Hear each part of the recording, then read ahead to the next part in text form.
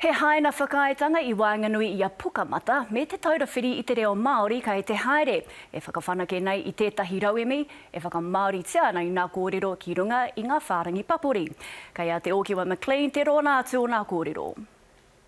He ringa tāra I rauemi Māori, e whakapono ana me whai whakamāoritanga te pai ipurangi o Pukamata. He momo pūnaha tērā, he whakamaori I ngā kupu.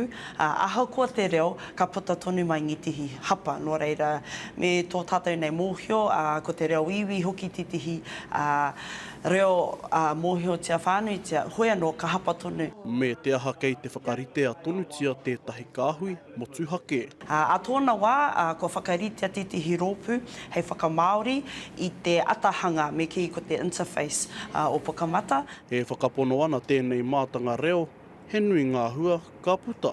Ki te tūturu tātou ki te kaupapa tēnei mea te aho matua, kia reo Māori tonu ngā kura, me reo Māori I ngā rātou nei raumi, kua kaha ngā mātua, ngā kaiako minga tamariki, te tahuri ki te Pukamata, ki te atapaki Snapchat, nā reira me reo Māori hoki ngā kōrero kei runga. Ahakoa e whakapono ana te mihinga kōmene he nui ngā hua oe nei mahi, kei reira tonu, ngā taero ā kupe. Kāre tino whai wāhi, te auahatanga, te tiki nātu ngā whakaro Māori.